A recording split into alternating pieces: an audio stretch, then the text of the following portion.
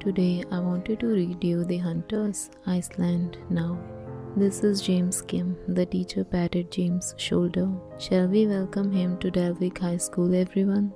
Hi, James, mumbled the students. Here we go again, James thought. Another month, another school.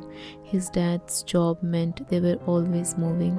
James was 14 years old and well built for his age. Most people assumed he played a lot of sports. In fact, his only exercise was helping his dad at work. But since his dad, Mr. Kim, was a vampire hunter, this meant James spent most evenings running, jumping, ducking, and wielding a wooden stake or a crossbow. James glanced out of the window as the teacher waffled on through her "Be nice to the new people" speech. Although it was the early afternoon, it was already pitch dark. This place is a vampire paradise, James thought grimly. At this time of year, it's dark almost all the time. James looked around the class. Do any of them know what's out there?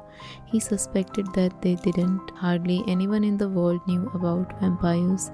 James often wished that he'd never found out about them himself. Long ago, James and his family were attacked by vampires. He and his father got away unharmed. His mother didn't get away at all.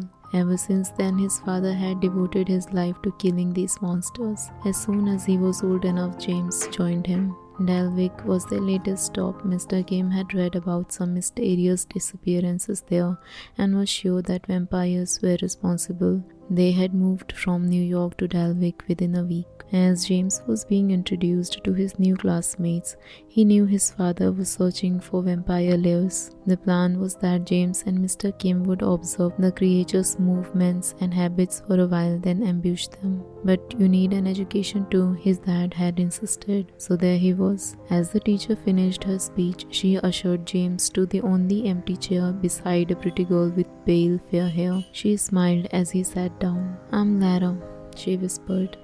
James nodded hello, feeling awkward. He would fire a crossbow with pinpoint accuracy, but when it came to talking to girls, he was at a loss. Luckily, Lara was chatty. "You're American, right? So it's a good thing it's English class first. That will be easy for you. You sound fluent yourself," said James. Lara shrugged. "I've been learning it for ages. Feels like centuries." James made an effort to listen to the teacher for a while, but students kept asking questions in Icelandic, so she gave up speaking English and James' mind drifted. "I wonder where Dad is. He's probably underground somewhere." Mr. Kim would be searching all the sunless places in the area, from crypts and caves to cellars. As the lesson ended, the class surged out and James found himself standing next to Lara. Her eyes glanced at his throat and she staggered back as if she had been stung. Then she turned and ran. James' hand went to his neck and his fingers closed around the crucifix he wore for protection. It didn't take a genius to guess what his new friend really was. He reached into his bag, pulled out one of the stakes he always carried with him, then tore off after Lara, down the corridor and out into the dark, snowy playground. He could see Lara standing just a short distance away in the snow. She was shivering and shaking and looked very weak, but that could be a trick. "I thought your kind didn't feel the cold," spat James as she shivered again. "I don't," Lara replied.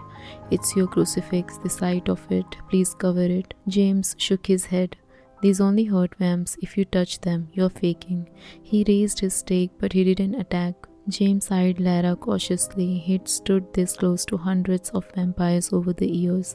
Some had pleaded with him in soft voices, but there had always been something in their eyes, something hungry and evil that he couldn't see in Lara's open face. He found himself slipping his cross beneath his t-shirt. Lara's shivering stopped a little. "I don't get it," said James. "Why does just looking at a cross make you tremble? I've never seen a vampire do that before." Lara looked wistful. "Hundreds of years ago, when I was your age, I was turned into a vampire, but I always craved the company of humans, so I kept coming to school, and I never wanted to hurt anyone, so I only drank animal blood, never human. That's why I'm so weak." But she broke off, clearly hearing something that James couldn't. He turned to see three figures hurrying towards them. A slower figure was behind them, chasing. It was James' father. Everything seemed to happen at once. There were shouts and hisses and snarls and the sound of a crossbow being drawn back. One of the vampires leaped at James, snarling and baring his fangs. But James' dad had trained him well. He kept calm and raised his stake. The vampire threw itself at him, not noticing the weapon, and disappeared into dust. "Help, please stop, I'm on your side." James turned in the direction of Lara's voice, to see his father raise his crossbow and point it at Lara. Lara summoned all her strength and ran. Mr. Kim, who had already dusted one vampire, pulled back his crossbow again. Then James saw what Lara was running at. "Dad, look out," he cried. A vampire in a red dress was rushing at Mr. Kim, her claw-like nails reaching for him. Lara slammed into her. The vampire was startled for a moment but quickly pushed Lara to the ground. "Traitor, I could snap you like a china doll, I could." With a thunk, a crossbow bolt pierced her heart. Mr. Kim lowered his bow. As the dust cleared, James helped Lara up. "Are you okay?" he asked. She nodded. "I'm not that breakable." Mr. Kim looked confused. "James, a vampire hunter is meant to kill vampires, not make friends with them." "It's okay, she is harmless," said James.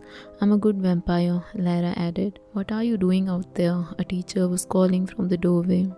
"Not all that good if you are skipping classes," said Mr. Kim with a smile. "Go on," he shooed James and Lara inside. "Come on," said the teacher crossly. "You have a test in 5 minutes. Perhaps we should help my dad fight more evil undead friends." James muttered. "Coward," chuckled Lara. As they went to meet their fate,